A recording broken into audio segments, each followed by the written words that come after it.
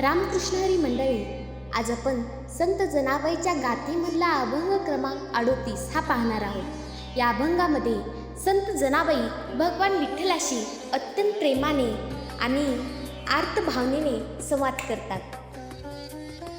भक्त आणि देव यांच्यातील नाते किती जवळचे असते हे या अभंगातून दिसून येते. जनाबाई स्वतःला विठ्ठलाची लेकरू मानतात आणि विठ्ठलाला आपली माय बापासारखी काळजी घेणारा मानतात. या अभंगात जनाबाई एक उदाहरण देतात. जसे गंगा नदी समुद्राकडे जाते तसे भक्त देवाकडे धाव घेतो. पण जर समुद्राने गंगेला स्वीकारले नाही तर तिचे दुःख कोणाला सांगायचे. त्याचप्रमाणे मी तुझ्या चरणी आले आहे, मग तू मला दूर केलंस तर मी माझे दुःख कोणाला सांगू, असं जनाबाई त्या विठ्ठलाला संवाद साधतात. तर चला या अभंगामध्ये पाहूया.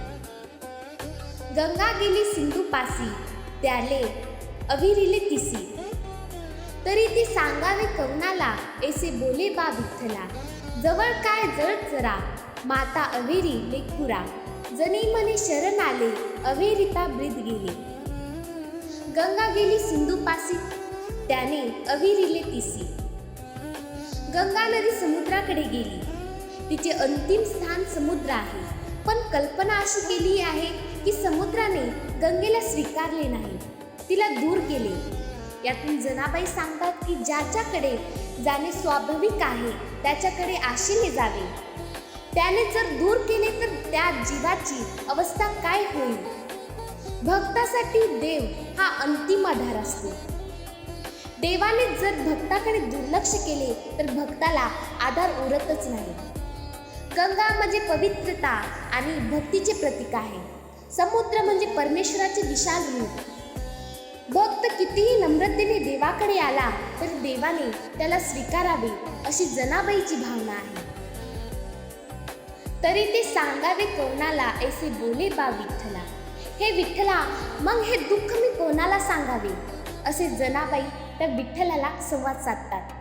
येथे जनाबाईचे देवावरचे प्रेम दिसते. त्या विठ्ठलाला परका समजत नाहीत, त्या त्यांच्याशी आपलेपणाने बोलतात.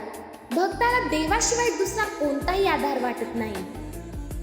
जगातील माणसे कधी साथ सोडू शकतात, पण देवाने साथ द्यावी अशी भक्ताची श्रद्धा असते. म्हणून जनाबाई विठ्ठलाला विनंती करतात की तू माझा आधार आहेस, मग तूच मला दूर केलेस तर माझे दुःख मी कोणाला समजून घेऊ, कोणाला सांगू. जळ काय जळ चरा, माता अवेरी लेकुरा. पाण्यात राहणाऱ्या जीवाला सोडावे का, आईने आपल्या लेकराला दूर करावे का. जनाबाई येथे दोन उदाहरणे देतात. पहिला आहे, पाण्यात राहणाऱ्या जीवाचे जीवन पाण्यावर अवलंबून असते, तसेच लेकराचे जीवन आईच्या प्रेमावर अवलंबून असते. आई आपल्या मुलाला कधीही सोडत नाही. त्याचप्रमाणे परमेश्वराने आपल्या भक्ताला कधीही दूर करू नये. भक्त आणि देवाचे नाते आई आणि लेकरासारखे प्रेमळ असते. यावेळी जनाबाई विठ्ठलाला आठवण करून देतात की तू माझा मायबाप आहेस, माझ्यावर कृपा करणे हे तुझे कर्तव्य आहे. जनी म्हणे शरण आले, अवेरिता ब्रीद गेले. जनाबाई म्हणतात की मी तुझ्या चरणी शरण आले आहे. तू जर मला दूर केलंस तर माझ्या दयाळूपणाचे ब्रीदच नष्ट होईल. विठ्ठलाचे मोठेपण म्हणजे तो भक्ताचा सांभाळ करतो, शरण आलेल्यांना स्वीकारतो. म्हणून जनाबाई प्रेमाने सांगतात की मी पूर्ण विश्वासाने तुझ्याकडे आले आहे, आता माझा त्याग करू नकोस. ही भक्तीची पराकाष्ठा आहे. येथे अहंकार नाही, फक्त समर्पण आहे. भक्त देवाकडे काही मागत नाही तर देवाच्या प्रेमाची आणि कृपेची अपेक्षा करतो. या अभंगातून संत जनाबाईची विठ्ठलावरील अढळ भक्ती दिसते. त्या विठ्ठलाला आपल्या जवळचा मानतात. त्यांच्यासाठी विठ्ठल हा फक्त देव नसून तर पिता आहे, असा जिवलग मित्र आहे. भक्त जेव्हा पूर्ण श्रद्धेने देवाच्या चरणी जातो तेव्हा देवाने त्याला स्वीकारावे ही भावना या अभंगात आहे. गंगा आणि समुद्राचे उदाहरण देऊन जनाबाई सांगतात की भक्ताचे अंतिम ठिकाण देवच आहे. या अभंगाचा मुख्य संदेश असा आहे की देवावर पूर्ण विश्वास ठेवून शरण गेलेला भक्ताला देव कधीही दूर करत नाही.